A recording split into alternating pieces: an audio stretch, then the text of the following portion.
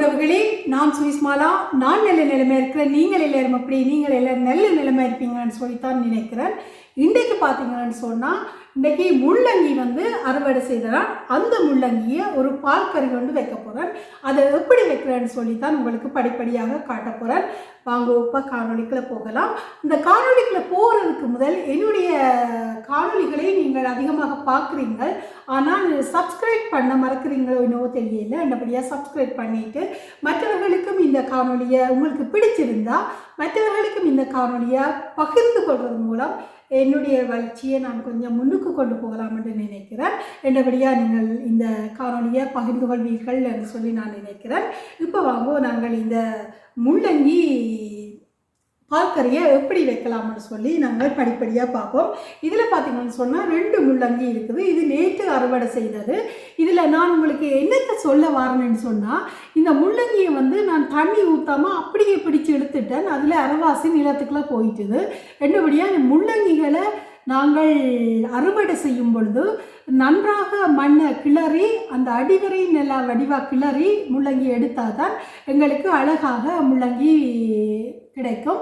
அடுத்த முறை நானும் இந்த தவறு செய்ய மாட்டேன், ஒழுங்காகத்தான் எடுப்பேன். இந்த முறையும் அப்படித்தான் கொஞ்சம் முயற்சி செய்த நான் 2வது தடவை.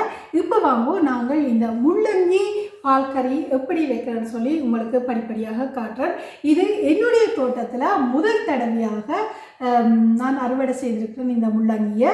நான் இந்த முள்ளங்கி இதில் உங்களுக்கு நான் தர மெசேஜ் என்னென்னு சொன்னால், செய்தி என்னென்னு சொன்னால், இந்த முள்ளங்கி அவதானமாக தண்ணி பாய்ச்சிட்டு மண்ணுகளை எல்லாம் நன்றாக அகற்றி போட்டு நீங்கள் எடுத்தீங்கன்னு சொல்ல நல்ல நைஸாக வரும். அப்படித்தான் இந்த முள்ளங்கியை நான் எடுத்தேன்னா. என்னபடியாக நீங்களும் அதை செய்யணும்னு சொல்கிறதுக்காக அந்த செய்தியை உங்களுக்கு நான் தந்திருக்கிறேன். இப்போ வாங்க நாங்கள் காணொலிக்குள்ளே போவோம். பார்த்தீங்கன்னு சொன்னால், நான் சமைக்க இருக்கிறது முள்ளங்கி பால்கறி செய்ய போகிறேன்.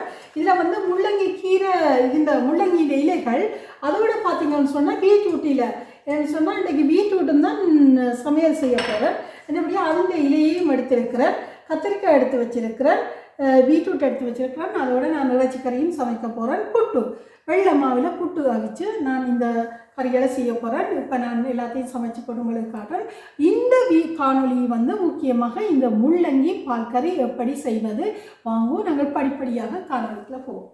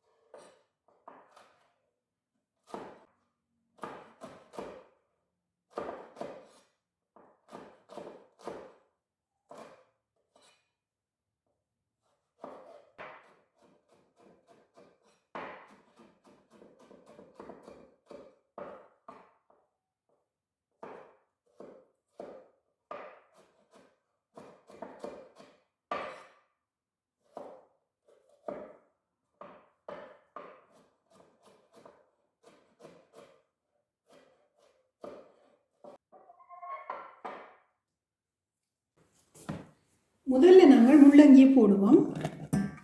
நல்ல வடிவாக சதுரமாக வெட்டி வச்சுருக்கிறேன், நல்ல சின்னனாக வெட்டி வச்சுருக்கிறேன். முள்ளங்கியை போடுறேன். இதோடு பார்த்தீங்கன்னு சொன்னால் ஒரு 50 கிராம் துவரம்பருப்பு நான் சேர்க்கிறேன். கழுவி எடுத்துருக்கிறேன். அதை அப்படியே தண்ணியோடு போடுறேன். 50 கிராம் அளவில் வரும் இந்த துவரம்பருப்பு.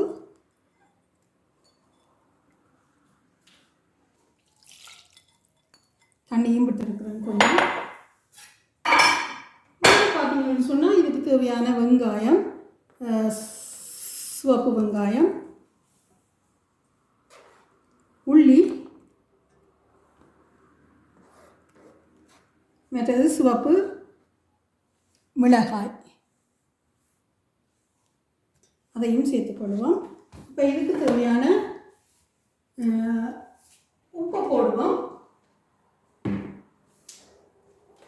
உப்பு தேவையான அளவு பார்த்து நாங்கள் போடலாம். உங்களோட கை பக்குவத்துக்கு ஏற்ற மாதிரி நீங்களும் போடுங்க. இருந்தாலும் உப்பு அதிகமாக கூடாதையோ பிறகு குறைஞ்சா கூடினா நாங்கள் பார்த்து போடலாம். இப்போ இதுக்கு தேவையான மஞ்சளையும் நான் போடுறேன். எல்லாம் போட்டுட்டு இப்போ இதை வேக வைக்கிறதுக்கு தேவையான தண்ணீர் நாங்கள் விட வேணும். தண்ணீரையும் விடுவோம். இனி இதுக்கு நாங்கள் தேங்காய் பால் விடணும். இப்போ நாங்கள் எல்லாம் சரியாக போட்டிருக்கிறோம். பாருங்கோ, இதுக்குள்ள முள்ளங்கி போட்டிருக்கிறோம். அதுக்கு மேலே துவரம்பருப்பு, உள்ளி போட்டிருக்கிறோம். மற்றது வெங்காயம் போட்டிருக்கிறோம்.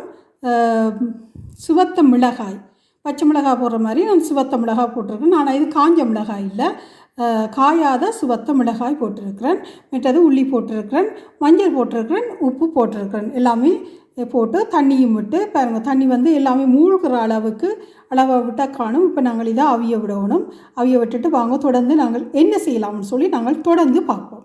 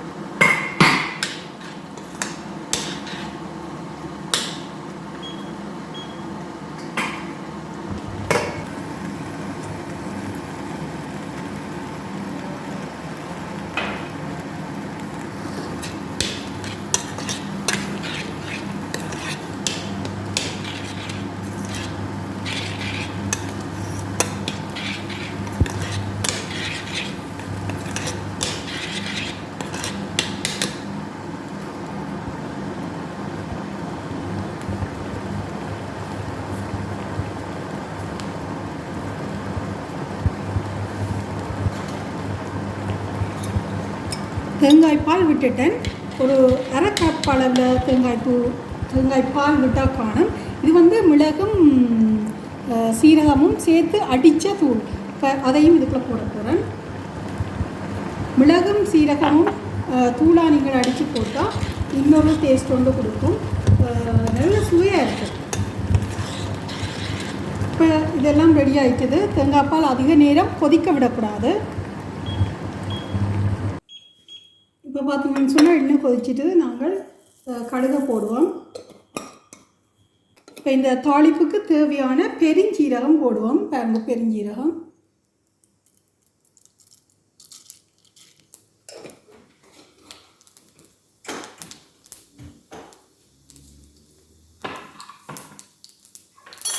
இனி இந்த தாளிப்புக்கு தேவையான வெங்காயம் போடுவோம். கறிவேப்பிலையும் போடுவோம்.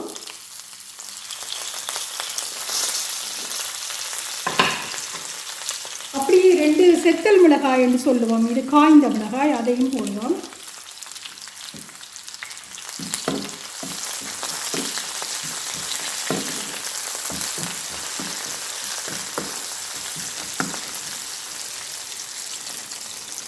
பாருங்க, தாளிப்பு வந்து நல்ல கோல்டன் ப்ரௌன் கலரில் வந்துட்டுது.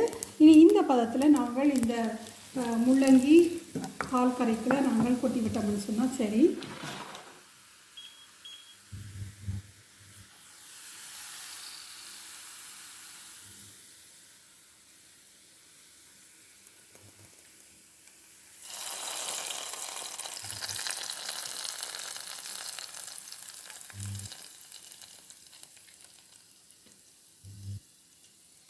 இப்போ பார்த்தீங்கன்னு சொன்னால் சுவையான முள்ளங்கி பால் கறி எங்களுக்கு தயாராகிட்டுது.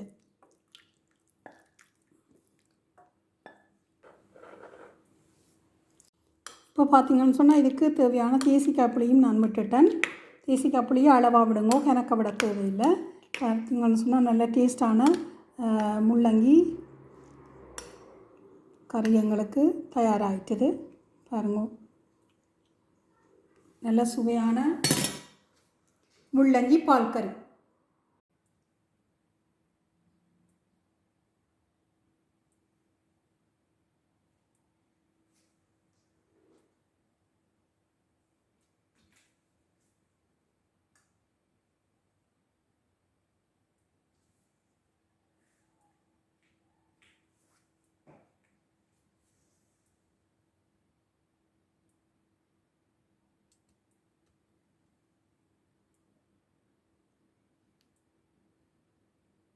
இந்த காணொலி உங்களுக்கு பிடிச்சிருந்தால் லைக் பண்ணுங்க, ஷேர் பண்ணுங்க, சப்ஸ்கிரைப் பண்ணுங்க. அப்படியே பக்கத்தில் இருக்கிற பெல் பட்டனை நீங்கள் அழுத்தினால்தான் நான் போடுற காணொலி எல்லாம் உங்களுக்கு உடனடியாக வந்து சேரும். இதோடு இந்த காணொலியை முடிவுக்கு கொண்டு வந்து மீண்டும் ஒரு சிறந்த காணொலியுடன் உங்களை சந்திக்கிறேன். நன்றி, வணக்கம்.